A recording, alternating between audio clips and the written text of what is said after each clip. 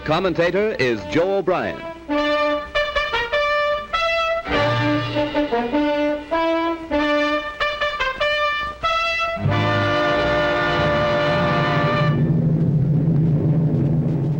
Here is the motion picture record released by the United States Navy of the havoc wrought by the Japs' sneak sky and sea raid on Pearl Harbor, America's mid-Pacific naval bastion.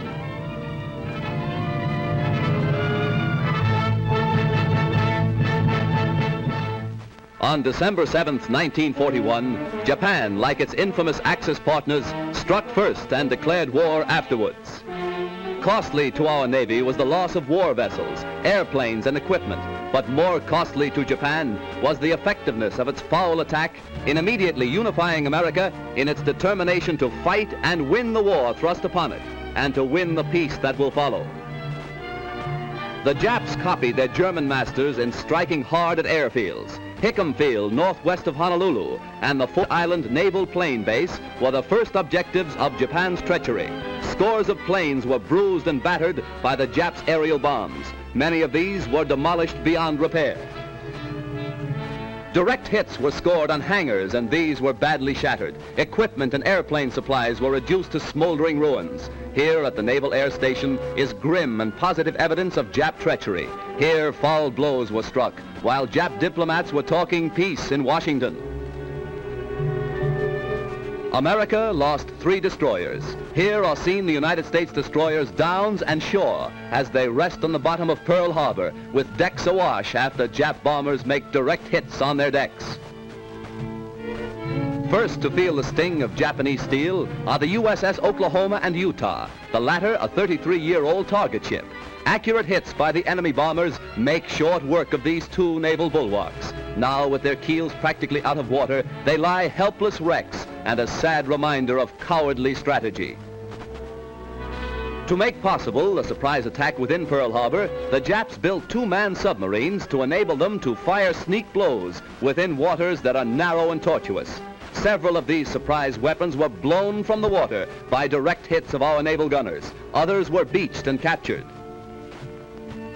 While sky and sea fire was still raging, salvage crews inspected our naval craft to estimate what may be saved. Before the din of bursting bombs had been silenced, preparations were underway to salvage these 2 warships. At low tide, the huge propeller of the Oklahoma, stilled by the enemy, was high above water. It is believed that the small 2-man Jap submarines carrying dual torpedo tubes were responsible for these 2 losses to our Pacific Fleet.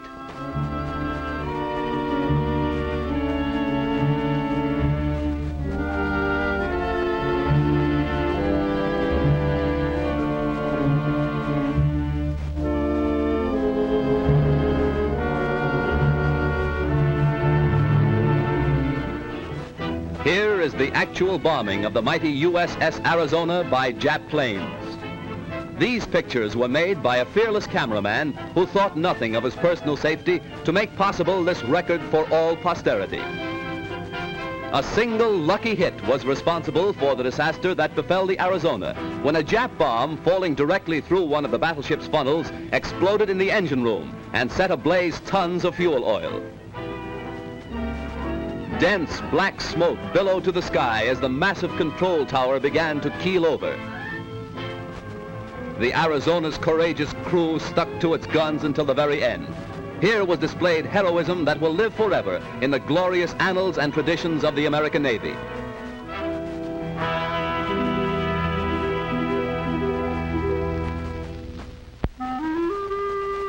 The once mighty Arizona now rests on Pearl Harbor's muddy bottom, a pitiful relic of its former self, a grim monument to the treachery of Japan. The once mighty dreadnought's armor plate is twisted and torn, but the great battleship's control tower still stands, a defiant beacon that in days to come will cast its shadow upon Nippon's very shores. At Pearl Harbor, at Hickam Field, in the bomb-pocked streets of Honolulu, ever is written history. History with a tragic, treacherous pen. History that 130 million Americans will never forget. And in days to come, the Japs, too, will remember Pearl Harbor. Here is a tragic, unforgettable page in the annals of America. Here, the cunning deceit of the Japs will never be forgotten. Here, they hoped to score a knockout before the war began. The Arizona's gun crews, battered and broken, fired to the last. Their guns pointed skyward, from whence the enemy appeared. The Jap sneak blow cost hundreds of military and civilian lives. The treacherous attack cost our Pacific Fleet 2 battleships outright, another capsized, the loss of 3 destroyers and a mine layer.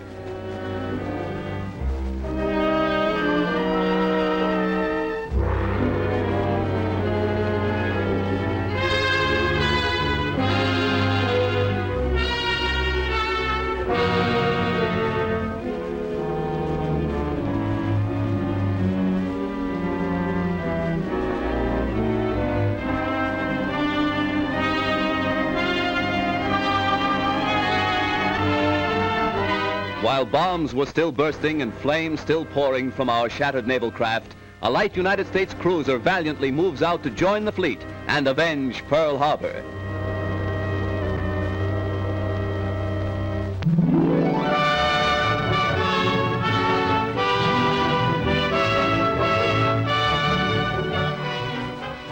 June 3rd, 1935.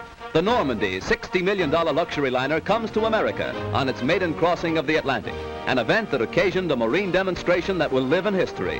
Whistles blew and sirens shrieked a mighty welcome to the new Queen of the Seas. The famed skyline of America's greatest city formed a fitting background for America's greeting to one of the most stately ships that ever crossed the Atlantic. 6 years later, shortly after the United States entered the war, the Normandy was seized and placed under naval guard. Hundreds of civilian workers were put aboard the Normandy, renamed the USS Lafayette, to strip the vessel of its costly furnishings and to prepare it for war duty as a United States transport. February 9th, 1942, the Normandy afire. A fatal tragedy to the big luxury liner and to America. As the flames rapidly spread to devastating fury, workers madly scrambled to safety, while fireboats and fire engines poured tons of water into the stricken vessel. All fire doors, vertical and horizontal, were closed to protect the ship's vitals from the flames, but this was all in vain. Dense clouds of thick, acrid smoke billowed far out over Manhattan, casting a mucky pall over Midtown and downtown New York. While the blaze was at its height, hundreds of doctors, nurses, and first aid workers were rushed to the scene to remove the wounded and to administer first aid to scores overcome in their efforts to stem the fury of the spreading flames. Millions stood in awe when the Normandy first reached America on its triumphant maiden voyage. Again, millions lined the New York and New Jersey shores to sadly observe the passing of the doomed and ill-fated ship.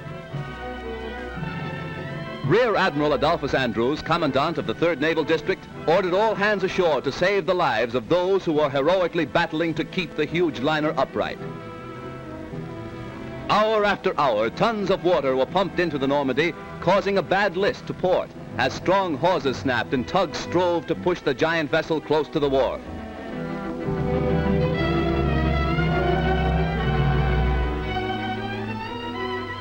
Then, during the night, the Normandy met its final doom, when, with a resounding crunch of ice and a belch of smoke, the 83,000-ton vessel dipped her flame-scarred superstructure into the surface of the Hudson River.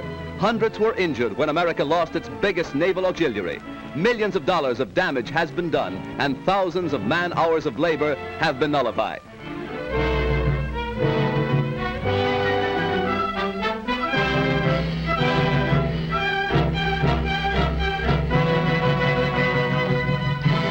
Accident or sabotage, the world may never know. But the fate of the luxury liner Normandy, rechristened the USS Lafayette, is one of the major catastrophes of our day.